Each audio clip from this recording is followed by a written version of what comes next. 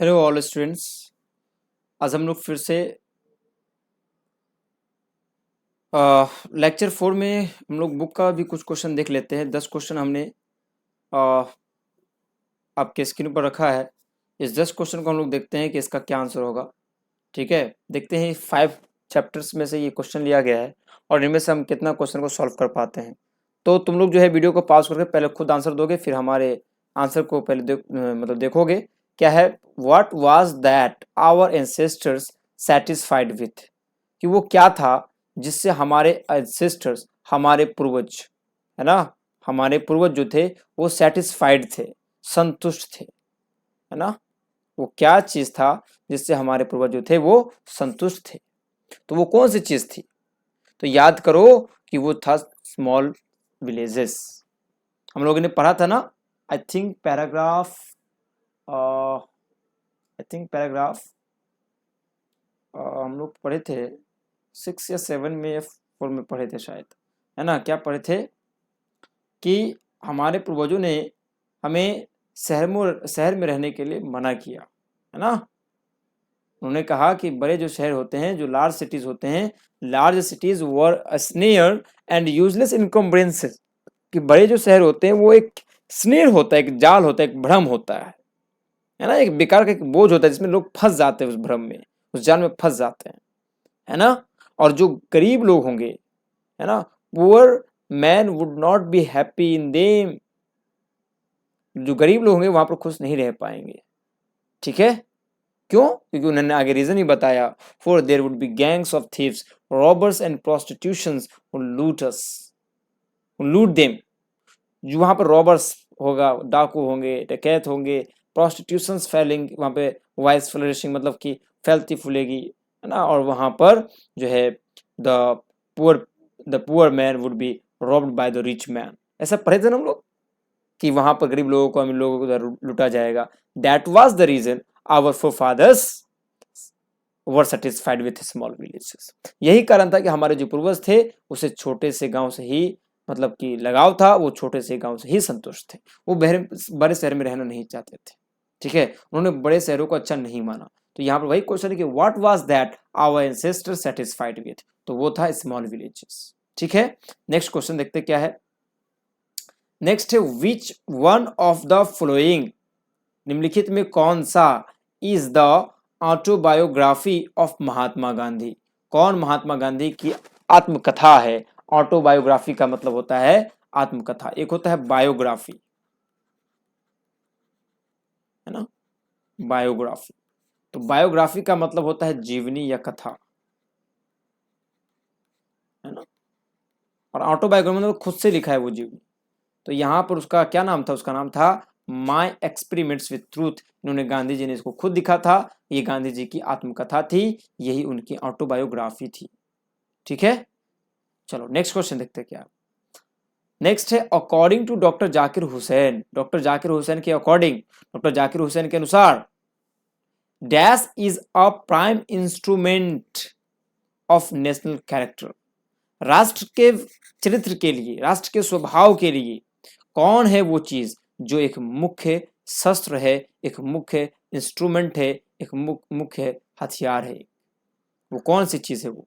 तो उन्होंने कहा था कि education is a prime instrument of national purpose, है ना, उन्होंने ये बात कहा था उन्होंने। ठीक है, उन्होंने ये भी कहा था कि it is education which can develop a man, state and nation. ये एजुकेशन ही है जिसके जरिए हमारे राज्य का, हमारे देश का, है ना, सभी का क्या होता है, क्या हो सकता है, विकास हो सकता है। तो education is a prime instrument, doctor Zakir Hussain ने ये बात कहा था। नेक्स्ट क्वेश्चन देखते हैं। Doctor Zakir Hussain pledges, doctor Zakir Hussain खुद से प्लेज करते हैं, संकल्प लेते हैं, प्लेज खुद से संकल्प लेते हैं, हिमसेल्फ खुद से, to the service of the totality of India's dash, Bharat के पूर्णता के सेवा के प्रति वो क्या करते हैं, डॉक्टर जाकिर हुसैन शपथ लेते हैं। भारत के किसके प्रति? भारतीय संस्कृति के प्रति, इंडियाज कल्चर के प्रति, है ना, वो शपथ लेते हैं। हमने देखा था बहुत सारा उन्होंने शपथ लिया था, उसमें था इंडियाज कल्चर मेन था। ठीक है, बी मेरा राइट आंसर हो जाएगा। Next, the writer of dash, the writer of a pinch of snuff, a pinch of snuff का जो राइटर है वाज, वो क्या था? तो बताओ ए पिंच ऑफ सनफ का राइटर कौन था, पहले ये बताओ। मनोहर मालगोनकर। मनोहर, एक मिनट, क्या लिखा रहा, मनोहर मालगोनकर, ये राइटर था। और हमें पता है कि ये इसका मामा कौन था? नानू काका, है ना। तो बताओ मनोहर मालगोनकर क्या थे? तो वही क्वेश्चन पूछ रहा है, वो थे अंडर सेक्रेटरी। ठीक है, वो मनोहर मालगोनकर क्या थे? एक अंडर सेक्रेटरी थे।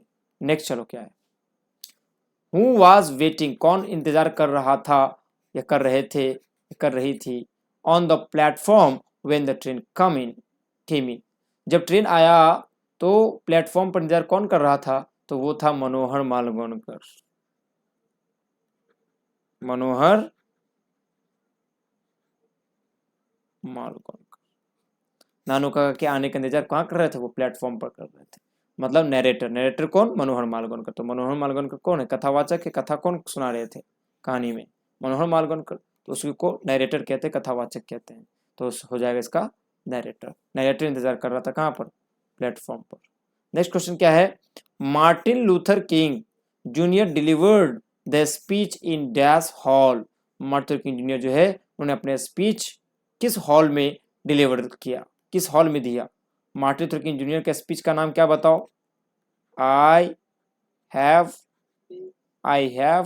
A dream, I have a dream. तो मार्टिन लूथर किंग जूनियर ने अपना स्पीच कहाँ पर दिया था? आई हैव अ ड्रीम जो स्पीच था उसका बहुत फेमस हुआ, ये स्पीच कहाँ पर दिया था? तो वो दिया था किसके हॉल में? तो लिंकन मेमोरियल में। मतलब अब्राहम लिंकन जो है, उनके स्मारक के पास उन्होंने ये स्पीच दिया था, है ना। Lincoln memorial Washington DC on 28 अगस्त 1963, है ना। इतनी को ये स्पीच दिया गया था। नेक्स्ट देखो क्या है नेक्स्ट क्वेश्चन। नेक्स्ट क्वेश्चन है, द बैंक ऑफ जस्टिस, उसी चैप्टर का है कि न्याय का जो बैंक है, जो कोष है फॉर निग्रो, निग्रो के लिए क्या हो चुका है? दिवालिया। वहां से हमें न्याय मिल ही नहीं सकता है, वो बैंकरप्ट हो चुका है, वो दिवालिया हो चुका है ना। बैंकरप्ट का मतलब क्या होता है? दिवालिया होना, है ना। वो दिवालिया हो चुका है, तो यहां पर क्या हो जाएगा? बैंकरप्ट हो जाएगा। Next, utilization of dash, utilization of dash किसकी उपयोगिता प्रूव्ड, साबित हुई, to be a milestone in human progress, इंसान की प्रगति में एक मील का पत्थर साबित हुआ। किसकी उपयोगिता? इंसान ने जब आग का प्रयोग करना सीख गया तो वो इंसान के विकास में बहुत ज़्यादा महत्वपूर्ण साबित हुआ। एक माइलस्टोन मतलब कि मील का पत्थर साबित हुआ, वेरी इंपॉर्टेंट वो साबित हुआ, है ना। तो utilization of fire. Next question, last question है ये, बस आज के लिए इतना ही। The most indubitable respect in which ideas have help mankind is dash. ये हम पढ़े थे 5th चैप्टर में। 5th चैप्टर का ये हमें लगता है कि 2nd पैराग्राफ का फर्स्ट लाइन है ये, है ना। उसमें क्या कह रहा है? The most indubitable respect in which ideas have help mankind is dash. कि सबसे जो इंडिबिटेबल, जिस पर शंका नहीं किया जा सकता है, वो रिस्पेक्ट, वो पहलू क्या है जिन्होंने जिस विचारों ने इंसान की मदद की है? तो वो है नंबर्स। इंसान ने पहले अपने आप को सुरक्षित करना स्टार्ट किया, और जैसे ही उन्होंने अपने आप को सुरक्षित किया, तभी से इंसान के अंदर तरह तरह के विचार आने स्टार्ट हुए और इंसान का विकास हो गया। तो वो सबसे जो निसंदेह जो पहलू था, जिन्होंने जिस विचारों में मानव जाति की मदद हुई है, वो कौन है? वो है नंबर्स। तो बस all my students, this is enough for today, this is enough for this video. I will meet you tomorrow with the next session of next chapter of grammar. So you have not to worry about your syllabus. I will complete all of your syllabus day by day. Okay? हर दिन प्रत्येक दिन जो है हम आपके grammar का हर एक chapter MCQs लेकर आएंगे, जो टोटली बेस्ड होगा एग्जाम पैटर्न पर। ठीक है, तुम्हें चिंता लेने की कोई ज़रूरत नहीं है। बस आज के लिए बस इतना ही। उम्मीद है कि तुम सारे लेक्चर्स को और सारे क्वेश्चन को अच्छे से समझोगे। डाउट होगा तो उसको फिर से पॉज करके फिर से उसको रिवॉच करना है, ताकि कोई डाउट ना रहे। और अगर इसके बावजूद भी अगर कोई क्वेश्चन मन में है, कोई डाउट है, then you can comment me, I will see and try to answer your question. Okay, so that is enough for today. Bye bye, have a great night.